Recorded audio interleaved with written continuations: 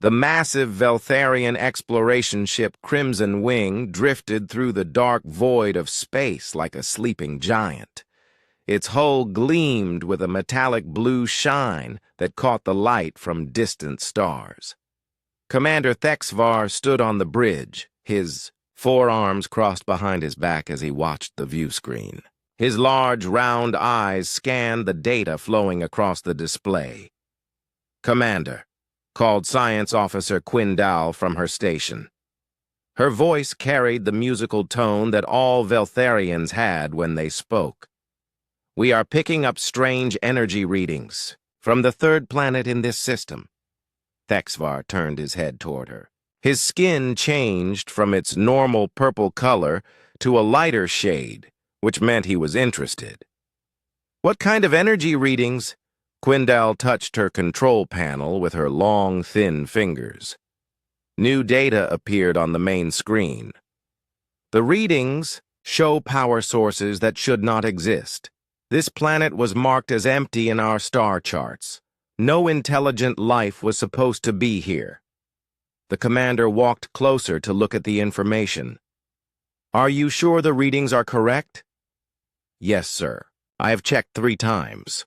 The energy patterns look like they come from technology, not natural sources." Quindal paused and looked at more data. "There is something else, Commander. I am finding traces of structures on the surface. They look like buildings." Thexvar felt his heart beat faster. Finding new technology or alien ruins could make their exploration mission very important. The Veltharian Council always wanted to learn about other species and their science. "Set course for the planet," he ordered. "Send a message to the fleet. Tell them we may have found something interesting." The ship moved toward the planet called Kepler 442c in the old human star charts. As they got closer, the planet grew larger. On their screen, it was mostly green and blue with white clouds covering parts of the surface. It looked like a world where life could exist easily. "Commander," Quindal said, her voice more excited now, "I am reading more details about those structures. They are not ruins. The buildings look like they are in good condition.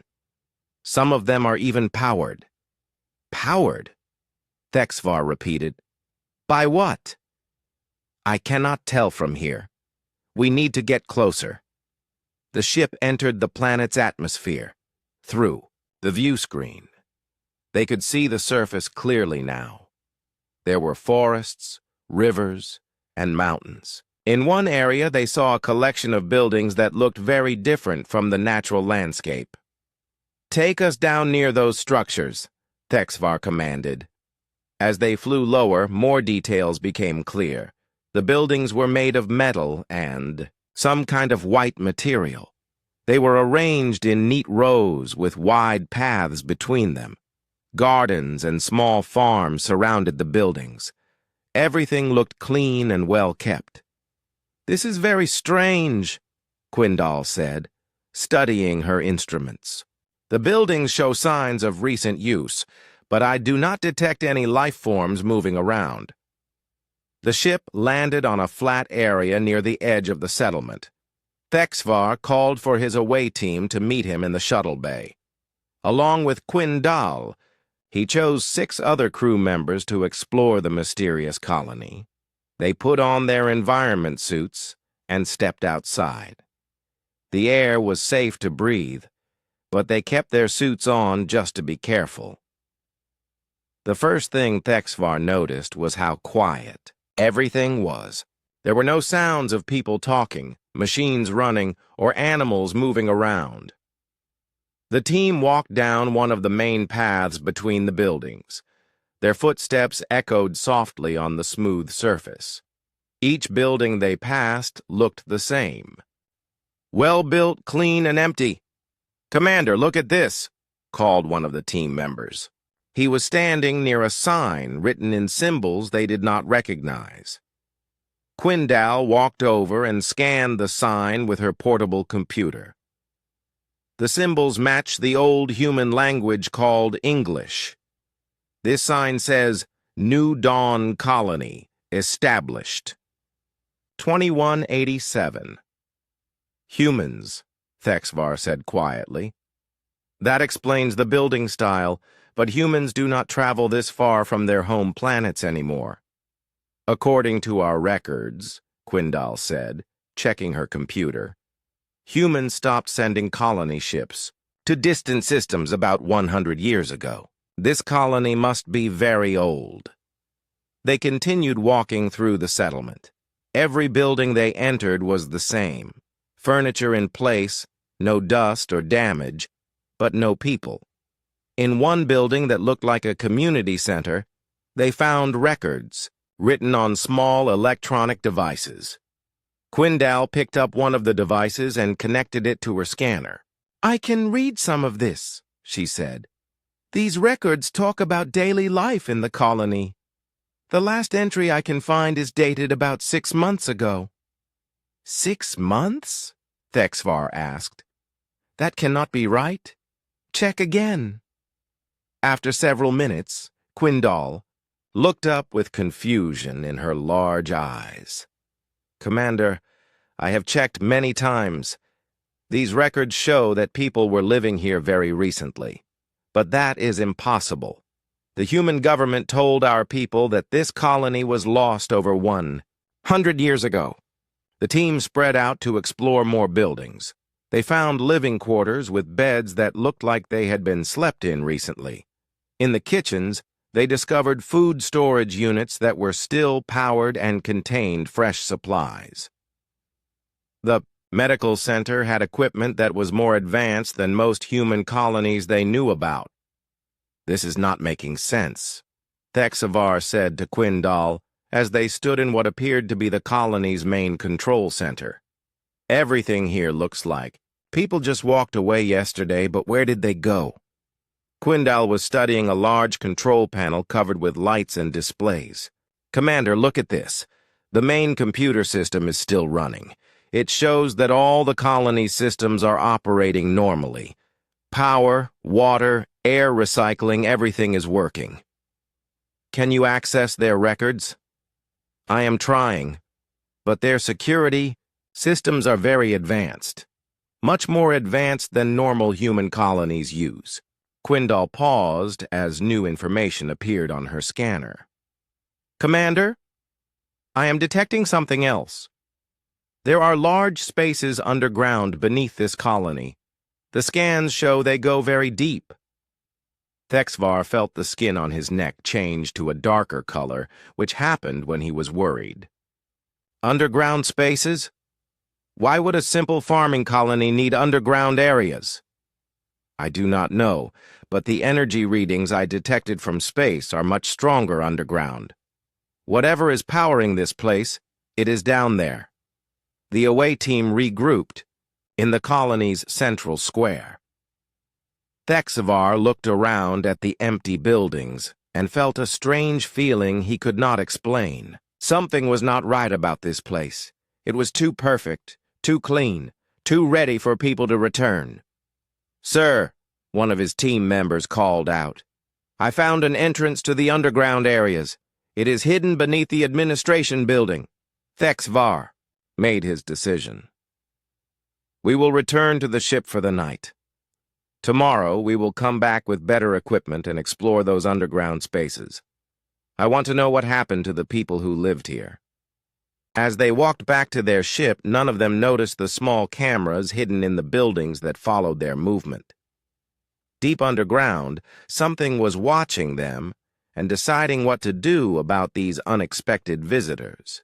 The next morning came with bright sunlight streaming through the windows of the empty colony buildings. Commander Thexvar and his team returned with more equipment and scanning devices. They were ready to solve the mystery of the missing colonists. "The underground entrance is this way," said Security Officer Krelvin, leading them to the administration building. He had found the hidden door the day before. The entrance was cleverly disguised as part of the floor. When Quindal ran her scanner, Over it, a section of the ground slid away to show stairs going down into darkness. Cool air flowed up from below, carrying a strange smell that none of them could identify.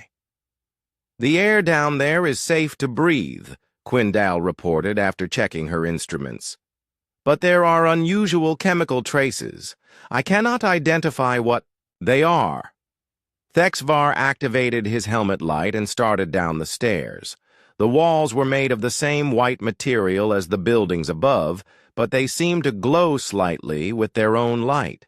As they went deeper, the stairs changed to a corridor that stretched far ahead of them. "How deep does this go?" asked Krelvin, looking at his distance scanner. "At least 500 meters down," Quindal answered. "Maybe more.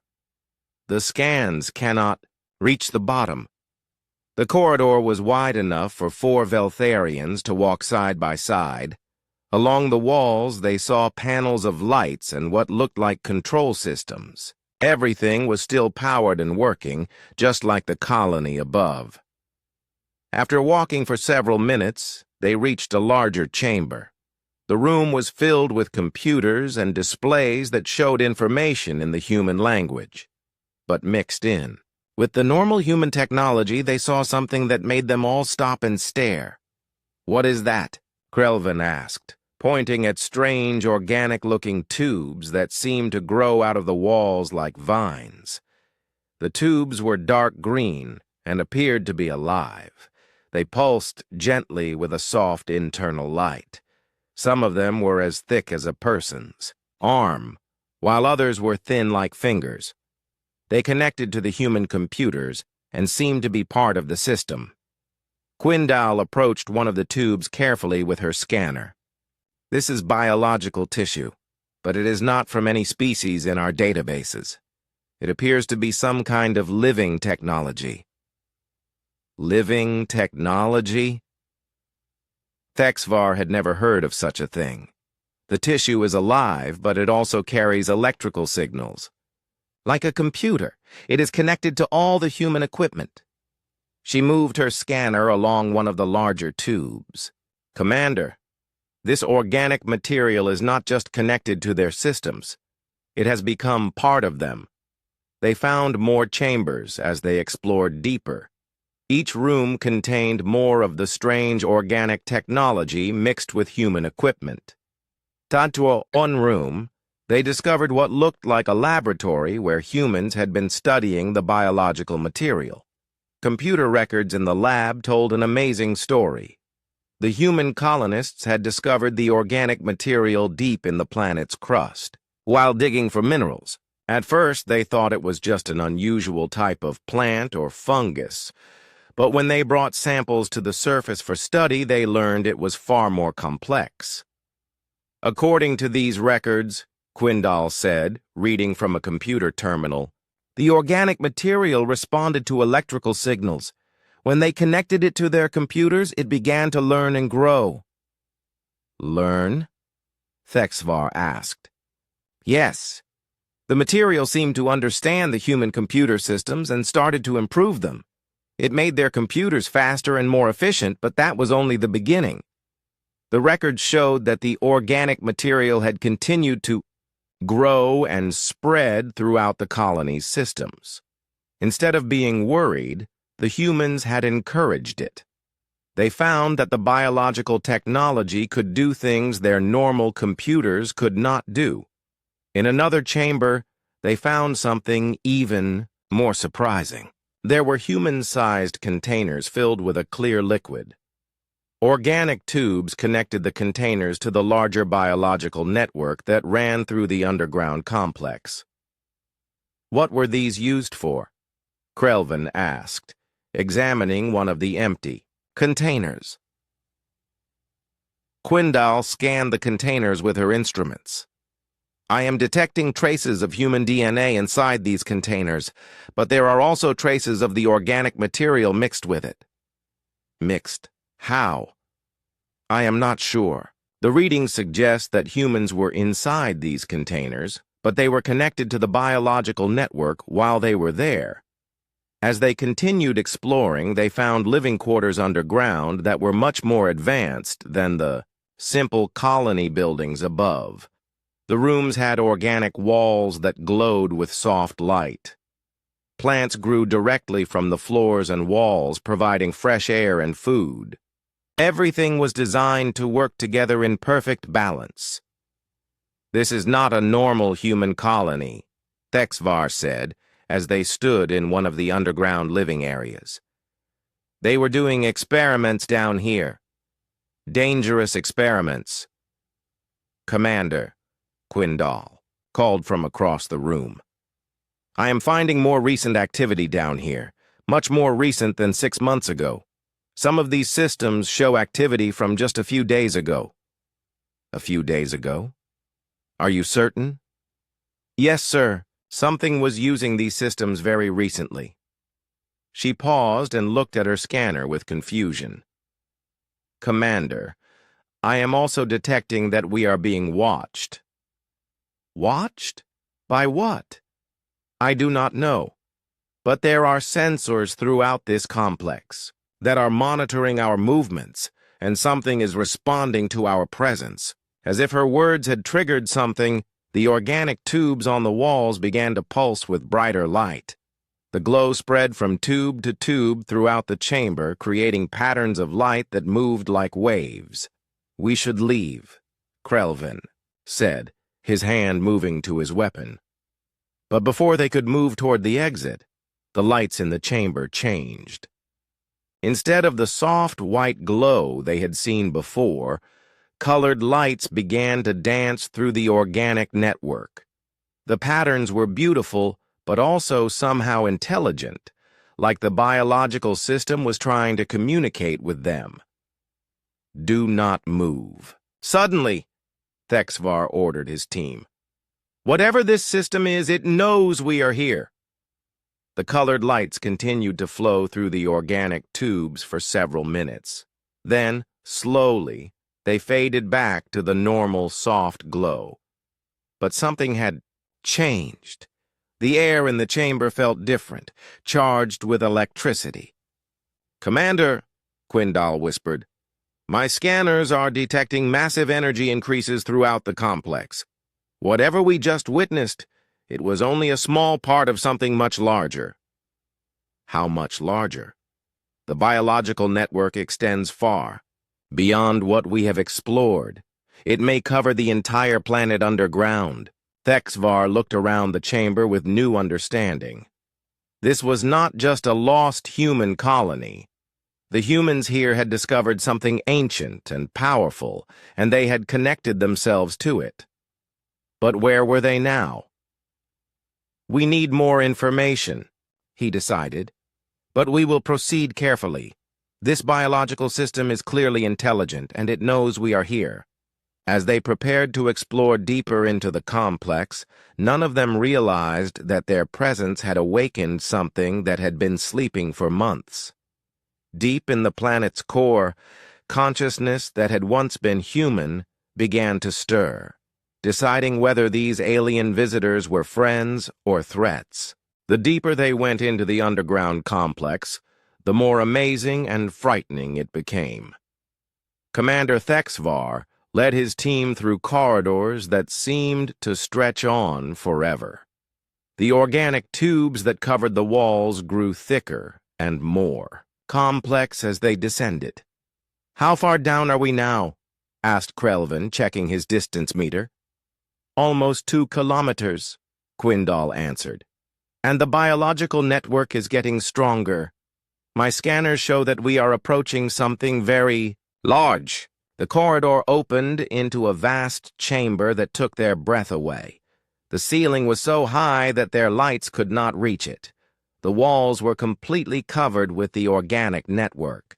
But here it looked more like a living forest than simple tubes. Massive organic structures rose from the floor like trees, their branches spreading across the chamber and connecting to create a web of living tissue. In the center of the chamber was something that made them all stop walking. A huge organic structure pulsed with slow, steady rhythms like a giant heart. It was connected to everything else in the chamber by thousands of organic tubes of different sizes.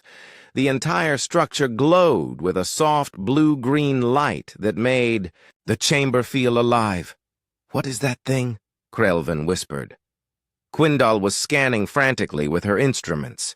"It appears to be some kind of central processing unit. But it is not mechanical. It is completely biological." "Processing unit for what?" "I am not sure.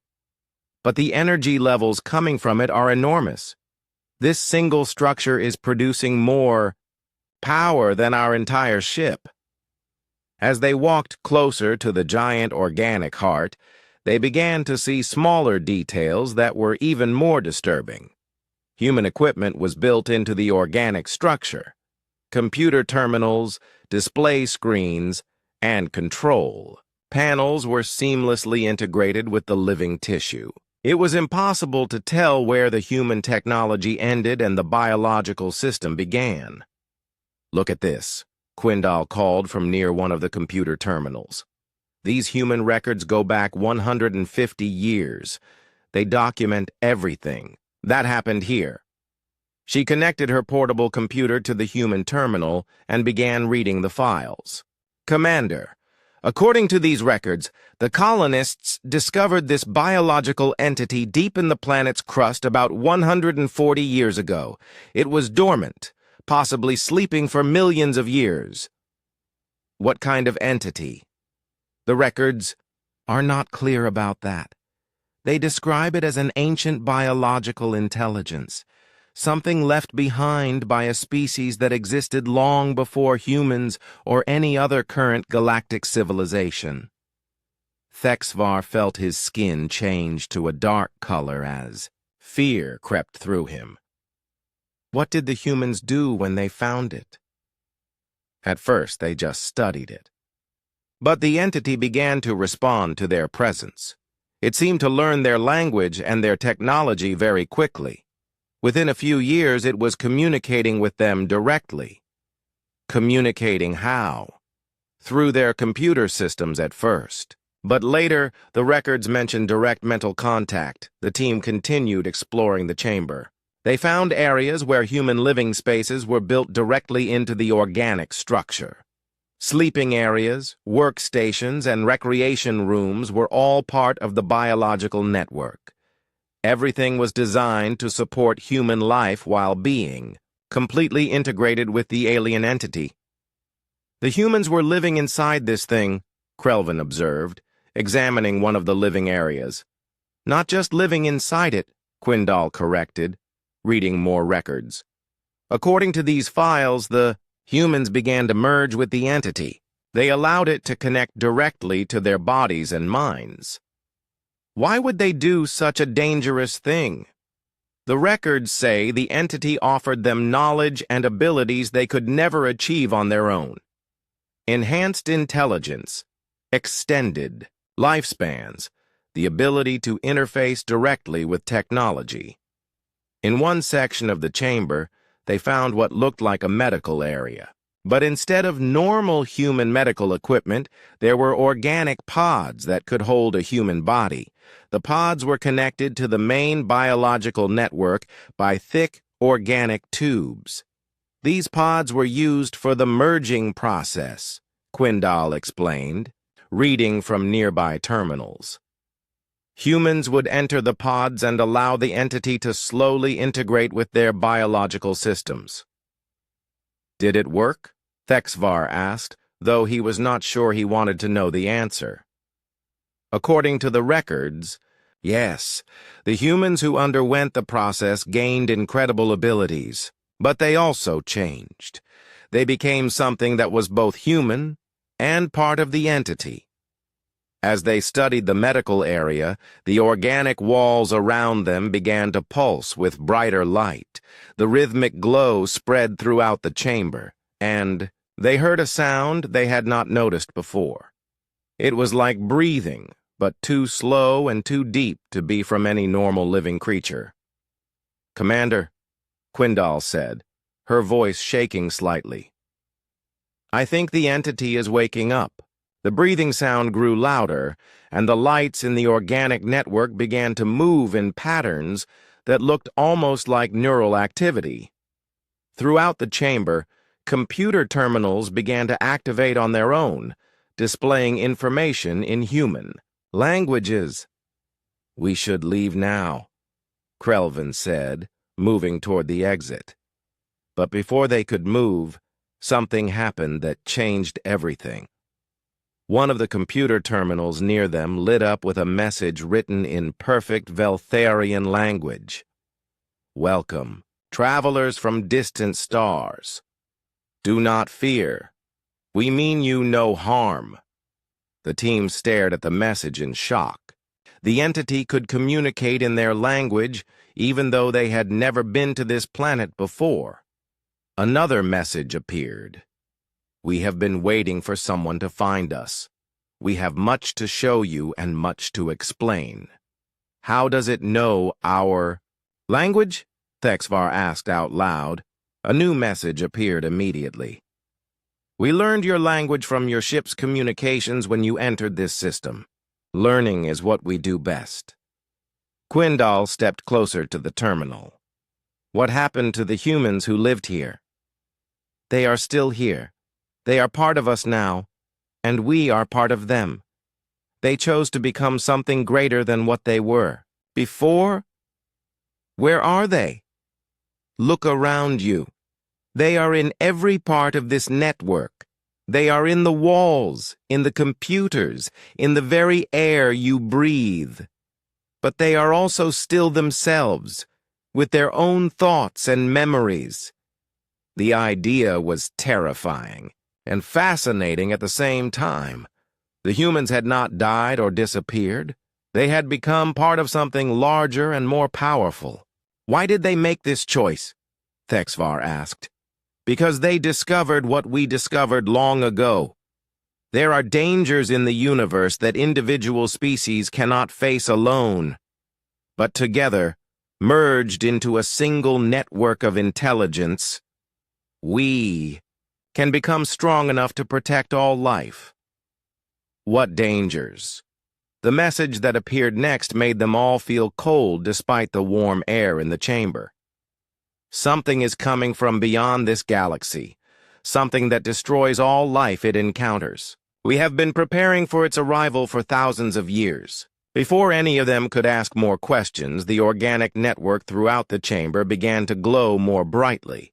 The walls seemed to shift and move, and new passages opened that had not been there before. "Come deeper," appeared on the terminal. "Let us show you what humanity has become and what they are preparing to face. But be warned, once you see the truth, you cannot unsee it." The new passages that opened in the organic walls led to areas that defied everything Commander Thexvar thought he knew about biology and technology. As his team followed the glowing corridors deeper into the complex, the very air around them seemed to shimmer with intelligence. "Commander, my readings are going crazy," Quindal reported, staring at her scanner in confusion. "The energy levels down here are beyond anything I have ever measured. And there is something else. I am detecting brainwave patterns throughout the entire structure." "Brainwaves?" "Yes, but not from any single source. It is like the entire complex is thinking." The corridor led them to another vast chamber, but this one was different from anything they had seen before. The organic network here was so dense and complex that it looked like the inside of a massive brain. Billions of organic tubes carried, streams of light back and forth in patterns that hurt to look at directly. In the center of this neural chamber, they saw something that made them stop in wonder and fear. Floating in spheres of organic fluid were shapes that looked human, but changed. The figures were connected to the main network by hundreds of thin organic threads. "Are those?" Krelvin began to ask. "Humans," finished a voice that came from everywhere and nowhere at once, or what humans have chosen to become. The voice was strange. It sounded human, but also like many voices speaking together. One of the floating figures opened its eyes and looked directly at them. "My name is Hyun-Ki," the figure said, though its mouth did not move. The words seemed to come from the organic network itself. "I was one of the first colonists to join with the entity. That was 90 years ago." Another figure stirred in its sphere. "I am Da-Yun," it said in the same way. "I joined the network 85 years ago. We have been waiting for visitors like you." Thexvar found his voice after several moments of shock. "You have been alive all this time?" "Alive is not the right word," Hyun-Ki replied. "We have become something more than alive. Our individual consciousness still exists, but we are also part of something infinitely larger." "The entity you discovered," Quindal said. "What is it exactly?" Da-Yun's sphere glowed brighter as she prepared to answer.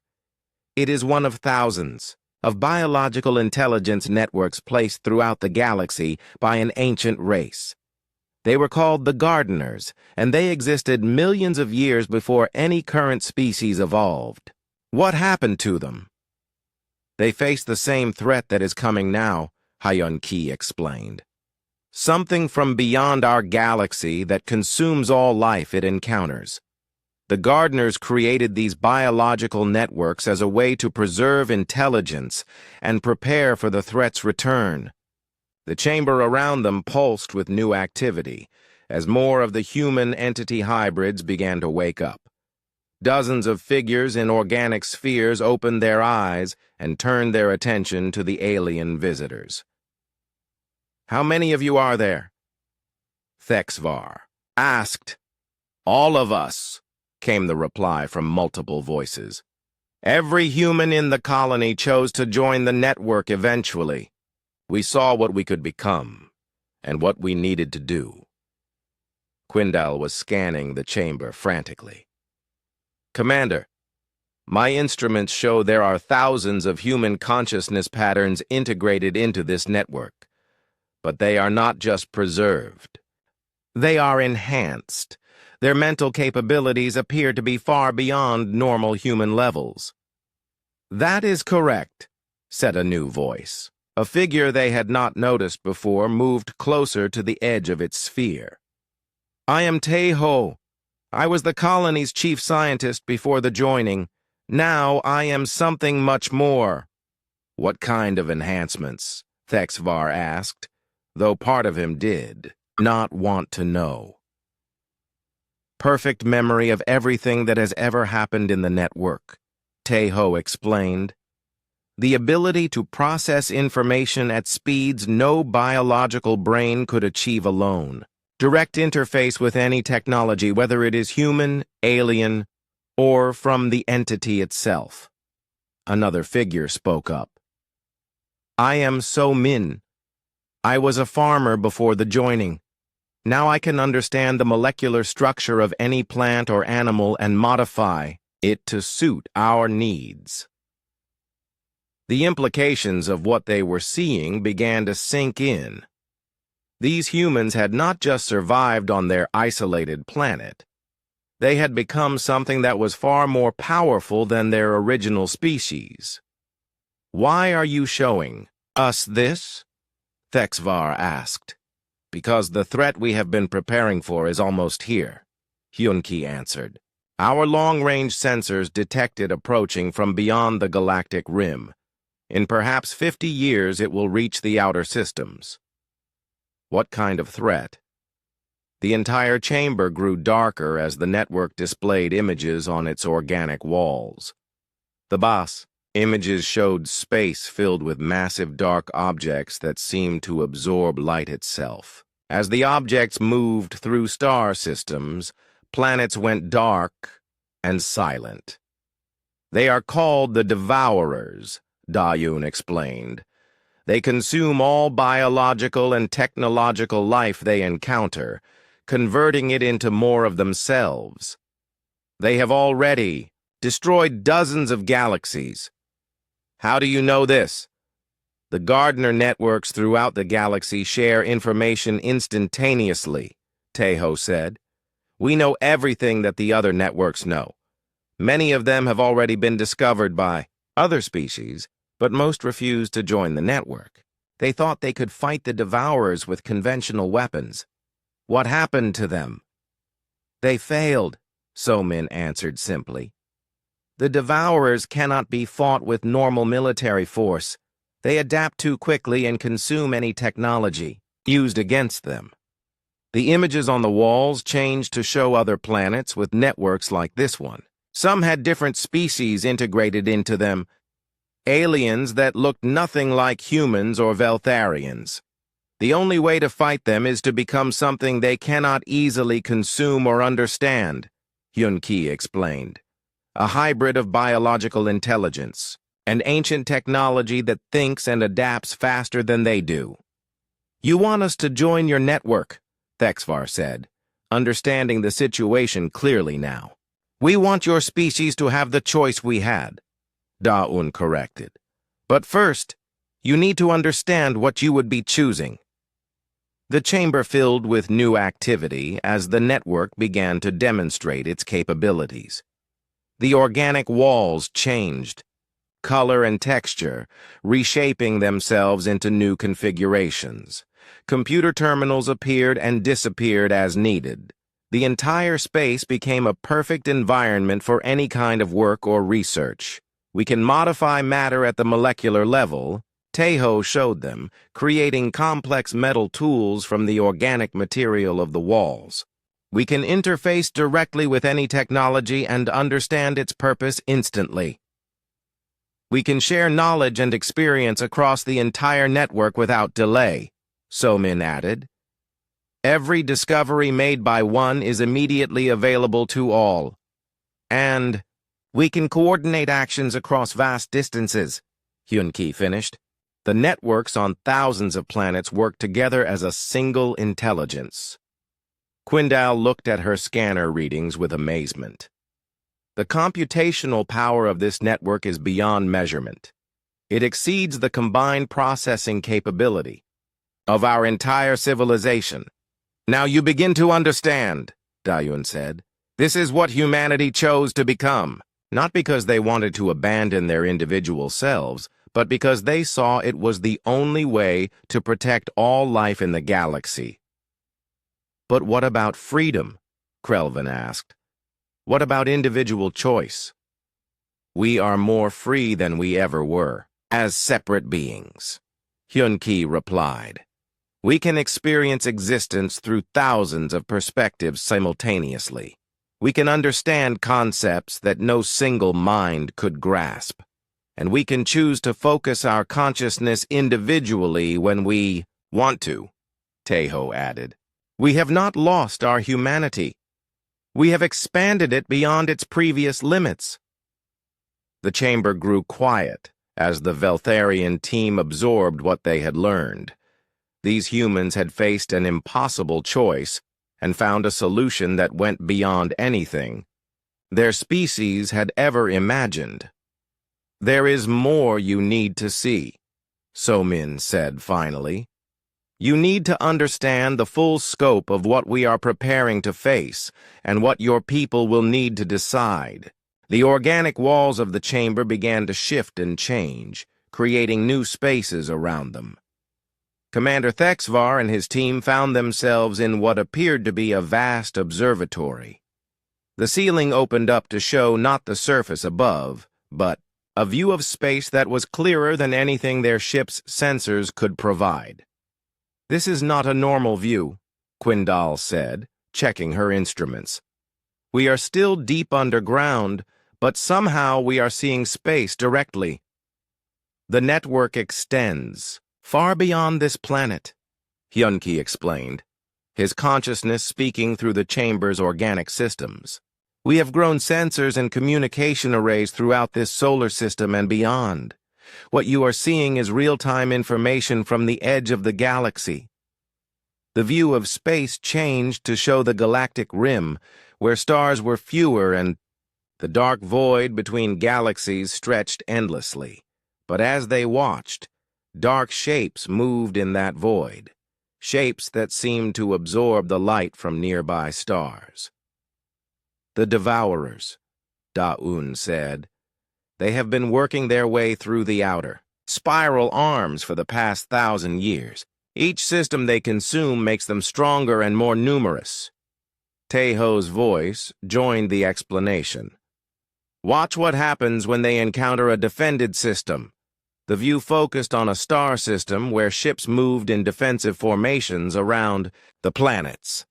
The ships were from a species the Veltharians did not recognize, but their technology appeared advanced. When the dark shapes of the Devourers reached the system, a massive battle began. The defending ships fired weapons that could destroy entire moons. Energy beams and missile barrages lit up the space around the planets. For a while, it seemed like the defenders might win. Their weapons are impressive, Thexvar observed. Watch what happens next, So-Min warned. The Devourers began to change. Instead of being destroyed by the weapons, they absorbed the energy and used it to create new copies of themselves. Within hours, there were twice as many Devourer ships. The defending fleet's own weapons had made their enemy stronger. Every form of technology they encounter becomes part of their knowledge, Hyun-Ki explained. They learn how to counter it and how to use it for themselves. Conventional warfare only feeds them. The battle ended with the complete destruction of the defending civilization. The planets went dark as the Devourers consumed every trace of life and technology. How many civilizations have they destroyed? Krelvin asked, his voice quiet with shock. In this galaxy alone? Thousands, Teho answered. The Gardner networks have been monitoring their progress for millennia. Every attempt to fight them with normal military force has failed. The view changed again to show other parts of the galaxy where more Gardner networks existed. Some were on planets inhabited by species that looked like living crystals. Others were in systems where gas giant planets had been converted into massive organic computers. The networks have been trying to contact and prepare as many species as possible, Da-Un explained, but most refuse to believe the threat is real or they think they can find a better solution. What about the species that do join the networks? Quindal asked. Some have chosen to merge with the networks as we did, So-Min replied. Others have chosen different forms of enhancement. But all of them are working together to prepare for the final confrontation. The chamber walls showed new images, vast space stations that seemed to be grown rather than built, ships that moved through space like living creatures, and planets where the entire surface had been converted into a single biological intelligence. This is what the galaxy is becoming, Hyun-Ki said. Not by force or conquest, but by choice. Each species that joins the network brings their own knowledge and abilities. What makes you think this approach will work when conventional weapons have failed? Thexvar asked. Teho's consciousness focused more intensely, and the chamber filled with complex displays of mathematical equations and scientific data. The Devourers are incredibly efficient at consuming and copying technology, he explained. But they have a weakness. They cannot easily process or understand biological systems that are integrated with consciousness in unexpected ways. The Gardner networks are designed to be incompatible with their consumption process, So-Min added. When they try to absorb a network, the biological and consciousness elements interfere with their ability to copy and control it. More importantly, Da-Un continued, The networks can adapt and change faster than the devourers can learn. While they are trying to understand one configuration, the network changes into something completely different. The displays showed simulations of battles between devourer forces and network-enhanced defenders. Instead of using conventional weapons, the network forces used abilities that seemed almost magical. Ships that could phase in and out of normal space, weapons that targeted the consciousness of devourer units, and defenses that turned the enemy's own adaptive abilities against them. The key is not to fight them on their terms, Hyun-Ki explained. We must become something they cannot predict or understand. But this requires sacrifice, Thexvar observed.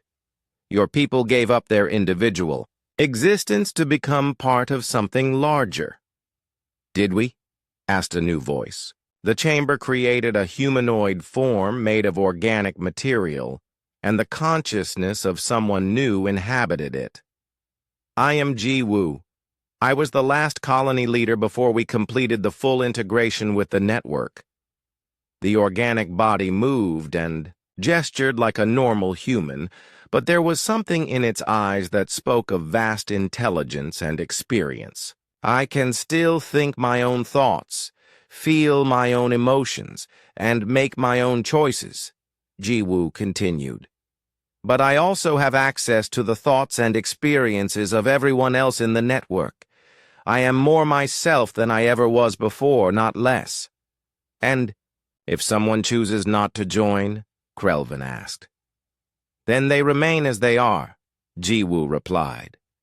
The network never forces anyone to join. But they also cannot remain in contact with us. The knowledge and abilities we possess would be dangerous in the hands of those who might use them unwisely. Another organic form appeared beside Ji-Woo. I am Minho, it said. I was our military commander. I understand your concern about freedom and individual choice. Minho gestured, and the chamber walls showed images of the colony during its early days. Humans worked and lived normal lives, unaware of what was sleeping beneath their feet. We were free then, Minho said. Free to live our simple lives, grow our crops, and ignore the dangers gathering at the edge of the galaxy. But that freedom was based on ignorance.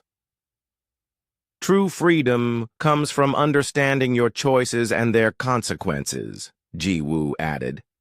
We chose to become part of something larger because we understood what the alternative would be. The images changed to show what would happen if the devourers reached inhabited systems unprepared.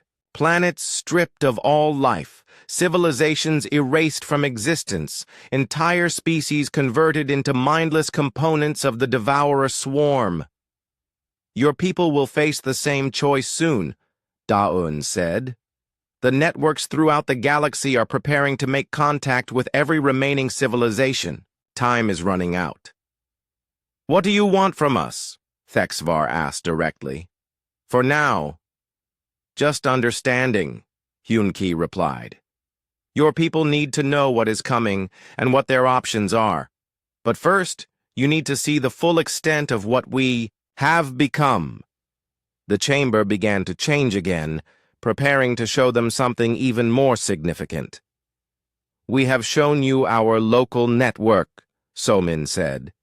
Now we will show you the true scope of the preparation for the coming war. The view expanded beyond their solar system, beyond their local region of the galaxy, to show a network of connections that spanned thousands of light years. Organic communication channels linked planet after planet, creating a web of intelligence that covered a significant portion of the galaxy. Every point of light you see is a world that has chosen to join the network, Taeho explained, and all of them are working together to prepare for what may be the final battle for the survival of all life in this galaxy. The vast galactic display surrounding them shifted to show movement at the edge of their galaxy. Dark tendrils crept inward from the void between galaxies, consuming star systems as they advanced.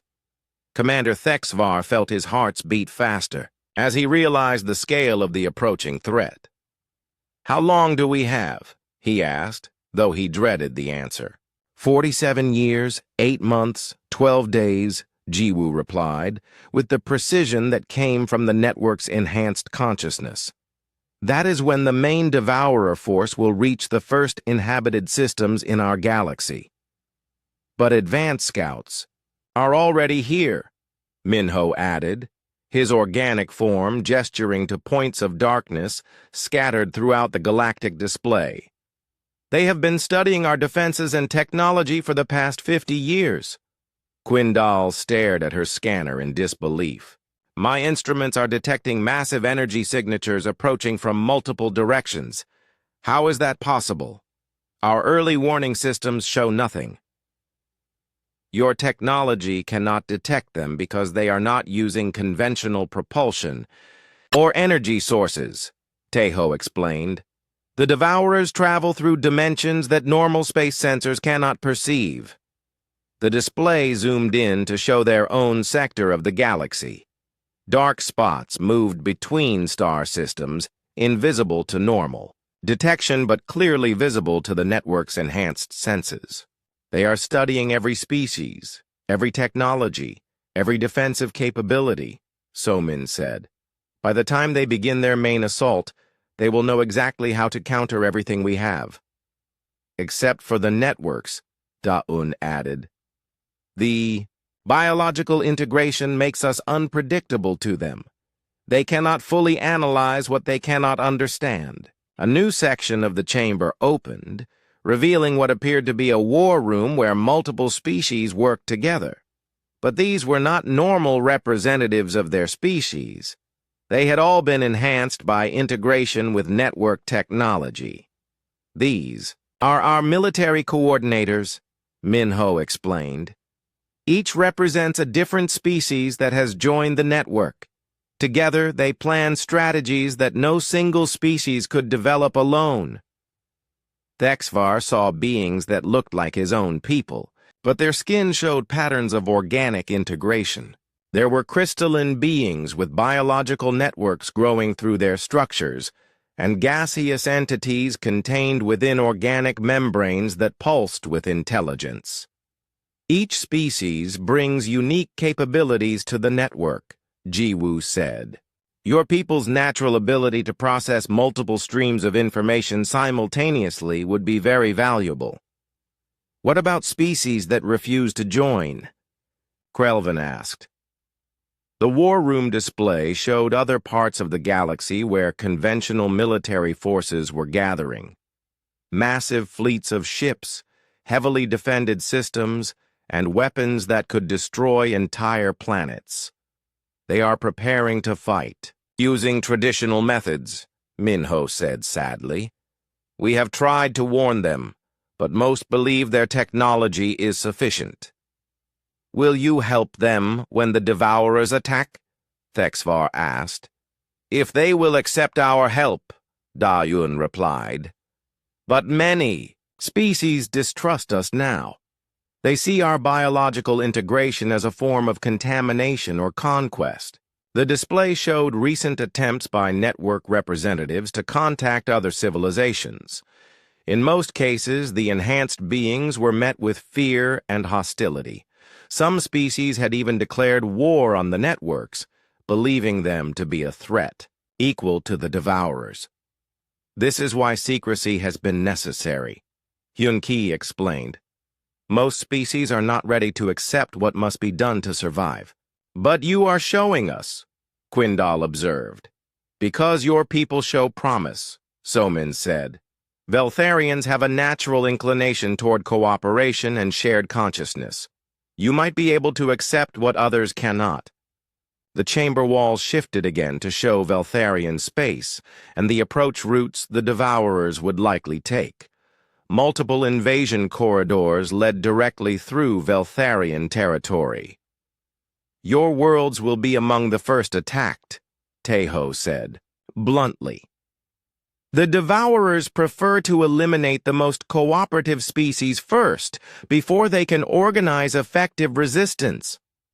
What would joining the network mean for our people? Thexvar asked.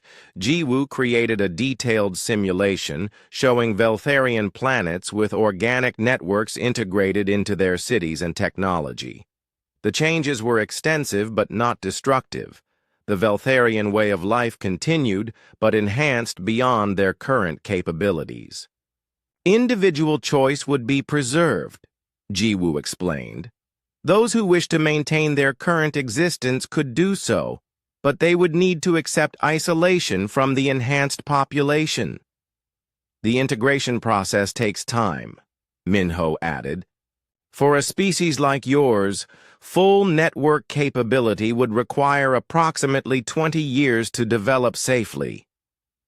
20 years? Krelvin said. But you said the main attack comes in less than 50 years. Which is why we need to begin soon, Da-Un said. The networks that will face the Devourers must be mature and fully developed. Rushed integration results in incomplete enhancement and reduced effectiveness. The War Room display showed training, scenarios where network-enhanced forces faced simulated Devourer attacks. The battles were unlike anything in conventional military doctrine. Instead of ships and weapons, the conflicts involved competing forms of consciousness and reality manipulation. This is what the war will really be like, Minho explained. A battle between different forms of intelligence and existence. The side that can adapt and evolve faster will win. And if we lose? Thexvar asked. The display showed the fate of galaxies that had already fallen to the Devourers. Empty space where billions of stars had once shone, now converted into dark matter that served the Devourer collective. Total extinction, Tejo said simply. Not just death, but erasure. No trace that our civilizations ever existed. But if we win, new images appeared showing a galaxy transformed by the network. Planets that were gardens of biological and technological integration, where different species worked together in ways that had never been possible before. A new form of existence, So Min said. One where the barriers between species, between individual and collective, between biological and technological, no longer limit what is possible. It sounds like you are asking us to give up being Veltharian, Krelvin said. We are asking you to become more than Veltharian, Jiwoo corrected, to expand your definition of what your species can be. The chamber created a simulation showing what enhanced Veltharians might be like. They retained their natural appearance and cultural values, but possessed capabilities that seemed almost divine, the ability to communicate across vast distances. Instantly, to manipulate matter and energy with thought alone, to share knowledge and experience directly. This is what humanity chose to become, Hyun-Ki said. Not because we wanted to stop being human, but because we wanted to become the best version of humanity possible. And we want to offer the same choice to every species in the galaxy, Da-Un added. But the choice must be made freely, with full understanding of what it means. What happens if we say no? Thexvar asked. Then you return to your people and prepare for the coming war as you see fit, Minho replied. But you will do so with the knowledge of what you chose to reject. And if we say yes? Then you become the first Veltharians to join the network, Jiwoo said. You would help prepare your people for the choice they will face, and you would gain abilities that could help save both our species. The chamber grew quiet as the implications settled over them. They were being offered a chance to evolve beyond their current limitations, but at the cost of changing the fundamental nature of their existence. You do not need to decide now, So Min said gently. But you cannot leave with this knowledge unless you make some decision. The secrets of the network are too dangerous to be shared carelessly. What are our options? Quindal asked. Join us willingly, Tejo listed. Return to your people with modified memories of this encounter, or remain here while we prepare your people through other means. Those do not sound like choices, Krelvin observed. They are the only choices available when the survival of all life is at stake, Minho replied firmly. Sometimes freedom must be limited to preserve freedom itself. Commander Thexvar looked at his team and saw the same mixture of fear and fascination in their eyes that he felt himself. The weight of the decision they faced seemed impossible to bear. After several minutes of tense silence, he made his choice. We need time to think, he said. We should return to our ship and discuss this among ourselves. Of course, Jiwoo replied, but there was something in the network's response that made Thexvar uneasy. We understand this is not an easy decision. The organic chamber began to shift around them, creating a corridor that led back toward the surface. But as they started to walk, Quindal stopped suddenly and checked her instruments. Commander, she said, her voice tense, I am not detecting our ship above us. What do you mean? My scanner shows no trace of the Crimson Wing. It should be directly above us, but there is nothing there. Krelvin immediately activated his communication device to contact their ship.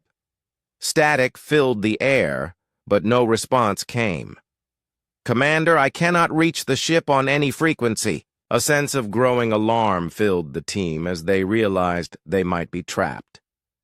Thexvar turned back toward the chamber where the network consciousnesses waited.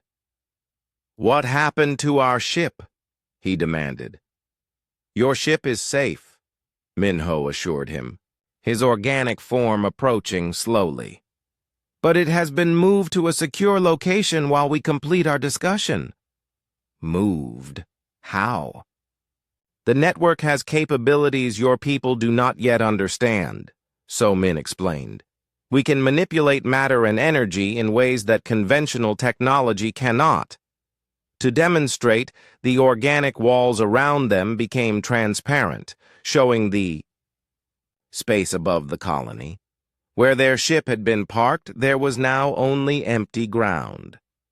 But in the distance, they could see the Crimson Wing sitting in a valley several kilometers away, completely undamaged but clearly relocated. You cannot hold us here against our will, Thexvar said, though he was beginning to understand that. Their hosts had capabilities far beyond what his team could resist. We are not holding you, Daun said. But you have seen too much to simply leave without making a choice. The knowledge you now possess could destabilize the careful preparations we have made throughout the galaxy. What if we promise not to? Reveal what we have learned? Promises can be broken, Tejo replied. And even with the best intentions, knowledge has a way of spreading. One careless word, one detailed report, one curious scientist following up on your discoveries, and our secrecy would be compromised. Hyun-Ki's consciousness joined the conversation. You must understand, we have been preparing for this war for over a century. Thousands of species are involved, and millions of lives hang in the balance. We cannot risk everything because you are uncomfortable with the choices available. Then show us what you are really capable of, Krelvin said, his hand moving instinctively toward his weapon. If you are going to force us to choose, at least let us understand what we are choosing between. Very well, Jiwoo said, but be warned. Once you see the full extent of our abilities, you will understand why we cannot let you leave unchanged. The chamber around them dissolved completely, replaced by what appeared to be open space. They stood on a platform of organic material that floated in the void above the planet, breathing air that should not have existed.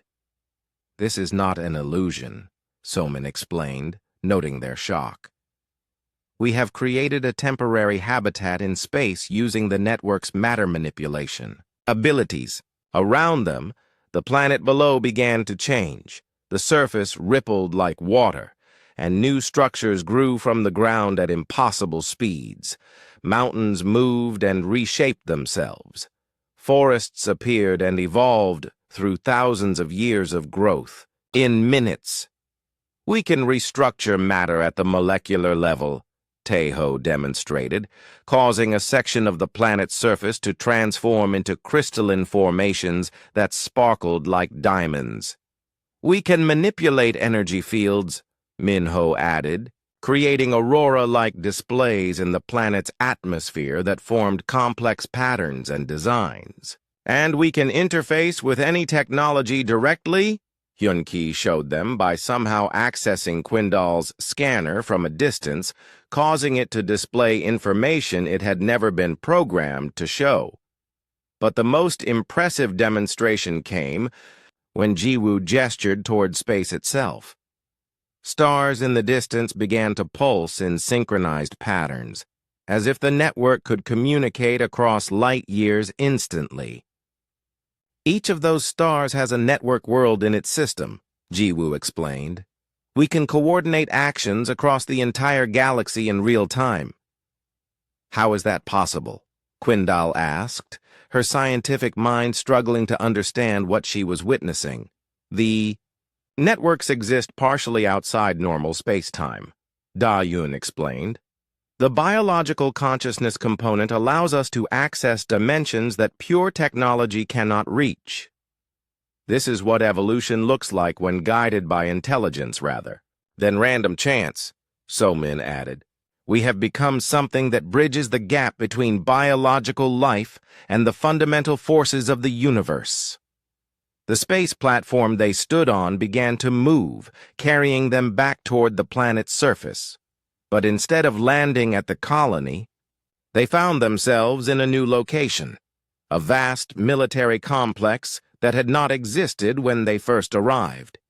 "We built this while you were underground," Minho explained. "A complete military installation constructed in less than 6 hours. The complex contained weapons and defenses that looked like they had grown rather than been manufactured.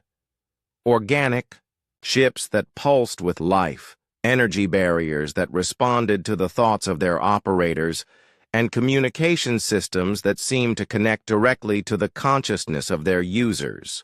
This is what we will deploy against the Devourers," Tejo said. "Technology that thinks, adapts, and evolves in real time. And this is what your people could become part of," Hyun-Ki added, "if they choose to join the network." "What about those who choose not to join?" Thexvar asked. The military complex around them shifted to show another area where normal Veltharian technology was being studied and improved, but the improvements were limited, better versions of what they already had, but nothing approaching the capabilities of the network-enhanced technology. "They would be protected as much as possible," Jiwoo said, "but they would be protected by others, not participating in their own defense." "Like children," Krelvin said bitterly. "Like civilians," Minho corrected. "There is no shame in choosing not to be a warrior. But there is no equality between warriors and civilians when the battle determines survival itself." "And if we refuse all of your options?" Thexvar asked. The military complex disappeared, replaced by a simple room with walls that glowed softly. In the center of the room were 5 chairs arranged in a circle. "Then we modify your memories of this encounter," Da-Un said sadly. "You return to your ship believing you found an abandoned human colony with some interesting but ultimately unimportant technology. Your people continue their normal development, unaware of what is coming." until the devourers arrive, so many added, at which point they face extinction without preparation or warning. That is not really a choice, Quindal observed. No, Tejo agreed. It is not. But it is the best we can offer to those who cannot accept the reality of what must be done. How many other species have faced this same choice? Thexvar asked. Hundreds, Hyun-Ki replied. About half chose to join the network in some form. A quarter chose modified memories and continued ignorance. The rest? Chose to fight us rather than face the choice, Minho said grimly. They believed we were the real threat and tried to destroy the networks. They had to be stopped. What happened to them? They were integrated into the network by force, Jiwoo said. Not ideal, but necessary for the greater good. The room around them grew darker as the implications of what they were being told sank in. The network was prepared to use force to protect its mission, even against those who refused to cooperate. So our choice is really between willing cooperation and forced integration, Krelvin said. Your choice is between evolution and extinction, Dayun corrected. How you choose to evolve is up to you. We need time to decide, Thexvar said. You have until dawn tomorrow, Somin replied. After that, we will need your decision, the AI. Room shifted one final time, creating comfortable quarters for each of them. But Thexvar noticed that there were no exits visible anywhere. We are prisoners, he said. You are guests, Jiwoo corrected, but guests who cannot leave until they have made their choice. Dawn came too quickly for Commander Thexvar. He had spent the night in deep discussion with his team, weighing their impossible options. As the morning light filtered through the organic walls of their quarters, he knew what his decision had to be. We have decided, he announced when the network consciousnesses appeared in their chamber. And your choice? Jiwoo asked, though Thexvar suspected the network already knew what he would say. I will undergo the integration process, Thexvar said firmly. But I want guarantees about my crew and my people. What kind of guarantees? Somin asked. My crew returns to our people with the real story, not modified memories. They will help prepare the Veltharian Council for the choice they will have to make. And the integration process must be voluntary for every individual Veltharian. That is acceptable, Da'un said after a pause that suggested rapid consultation within the network. But your crew will need to accept certain limitations to prevent premature disclosure. What limitations? They will be able to speak only to your government's highest levels, Tejo explained. And they will be monitored to ensure they do not reveal our existence until your people are ready. Quindal stepped forward. Commander, I want to volunteer for integration as well.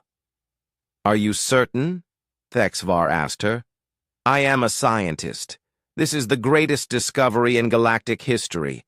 How can I turn away from the chance to understand it completely? Krelvin and the other crew members chose to return to their people with the mission to prepare the Veltharian government. It was a division that felt right.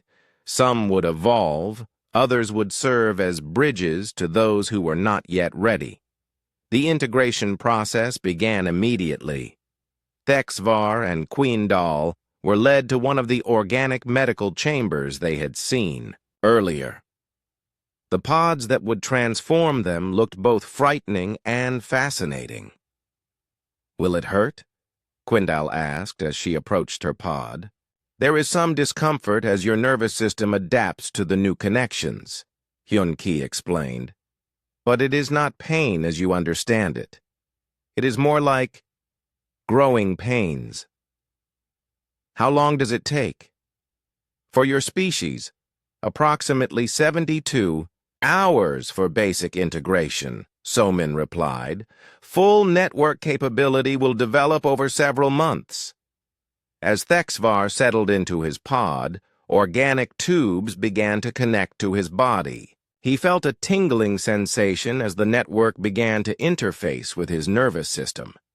Then gradually, his consciousness began to expand. At first, it was overwhelming.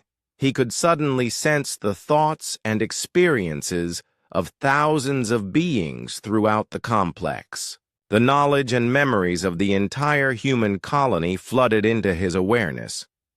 But slowly, with help from the network, he learned to control and filter the information flow. "How do you feel?"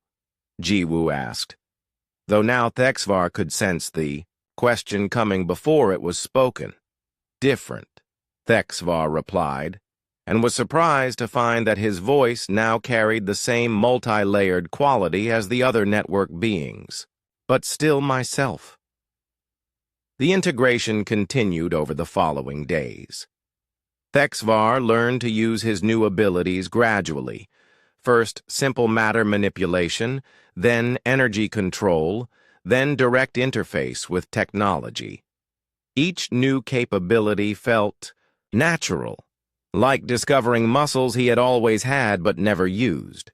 Quindal's integration proceeded even faster than his own. Her scientific mind adapted quickly to the enhanced cognitive abilities, and she began making discoveries about the network's capabilities that impressed even the veteran human consciousnesses.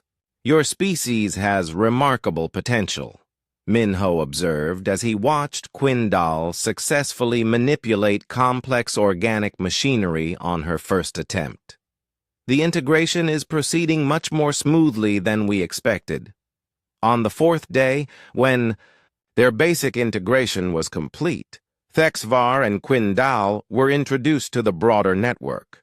Through the organic communication systems, they made contact with other worlds where different species had joined the collective intelligence. "Welcome to the galactic community," said a consciousness that identified itself as a crystalline from the Andoria system. "Your perspectives will add new dimensions to our preparation efforts." "How many species are part of the network now?" Thexvar asked. 47 have achieved full integration," replied another consciousness from a gas giant civilization. 31 more are in various stages of preparation, and hundreds are still deciding. "What about the Devourers? What is their current status?" The answer came not in words but in direct knowledge transfer, a new capability that Thexvar was still learning to use.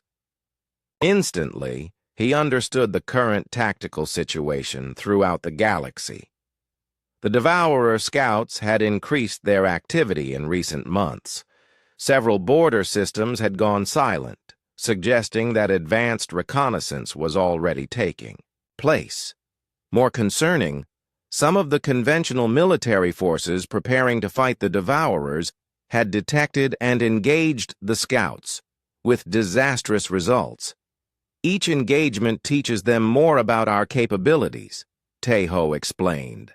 "That is why secrecy has been so important.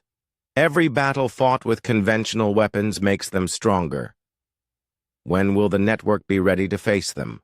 Quindal asked. "According to our current projections, we need at least 30 more years." "To achieve optimal defensive capability," Daun replied, "but we may not have that much time." The network showed them recent long-range sensor data. The main Devourer force was accelerating its approach, apparently responding to the increased activity from their scouts. "They may arrive as much as 10 years early," Somin said grimly, "which means we need to accelerate our preparation efforts." "What about my people?" Thexvar asked. "How quickly can the Veltharian integration proceed?" "That depends on their response to your crew's report," Jiwoo replied. If your government accepts the situation and cooperates fully, we could have significant Veltharian network capability within 15 years. And if they resist, then we implement alternative approaches, Minho said in a tone that suggested those alternatives would not be pleasant. Over the following weeks, as Thexvar and Quindal completed their integration and learned to use their new abilities, they remained in contact with their crew through the network's communication systems. The reports from Veltharian space were mixed. The crew had successfully delivered their message to the highest levels of government. The initial response had been skepticism and fear, but gradually, as more evidence was presented, acceptance had begun to grow. The Council has authorized a secret research committee to study our reports, Krelvin's messages indicated. They want to send a larger expedition to verify our findings. That is acceptable, the network decided. But the next Veltharian team will need to be prepared for full disclosure from the beginning. What about other species in our region? Thexvar asked. Several are being contacted simultaneously, Hyun-Ki replied. The Zephyrians have agreed to limited cooperation. The Mantid Collective is still considering. The hegemony has rejected all contact. What will happen to the hegemony? The same thing that happens to all who refuse to prepare, Teho said sadly. They will face the Devourers alone when the time comes. As his integration deepened, Thexvar began to understand the true scope of what the network was attempting. It was not just preparing for a war, it was orchestrating the evolution of galactic civilization itself. The challenge of the Devourers was forcing all life in the galaxy to choose between transformation or extinction. This is what the ancient gardeners intended, Da-Un explained during one of their knowledge-sharing sessions. They knew that eventually, life would face a test that required cooperation beyond anything achieved before. And if we succeed, then we become something new, Jiwoo said. A galactic civilization that has transcended the limitations of individual species and individual worlds. And if we fail, then the galaxy becomes dark and silent, like all the others the Devourers have consumed. 6 months after his integration began, Thexvar stood in the command center of what had once been the human colony. But now it was something much more. A coordination node for network activities across dozens of star systems. Through his enhanced senses, he could perceive the progress of integration efforts throughout the galaxy. Some were proceeding smoothly, others faced resistance, and a few had erupted into conflict as species rejected the network's approach. The Veltharian integration is proceeding ahead of schedule, Quindal reported, her consciousness interfacing directly with the monitoring systems. 17% of the population has volunteered for the process. That is excellent progress, So Min observed. Most species require several years to reach that level of acceptance. My people have always valued cooperation, Thexvar replied. Once they understood the choice clearly, the decision became obvious. Not all species are so wise, Minho added grimly. The hegemony has declared war on all network activities in their space. 3 other species have followed their lead. Can they be stopped without destroying them? We are trying, Teho said, but they are forcing us to use more aggressive integration methods than we prefer. The command center's displays showed the current status of galactic preparation. Green areas indicated successful network integration, yellow showed species still deciding, and red marked active resistance. Or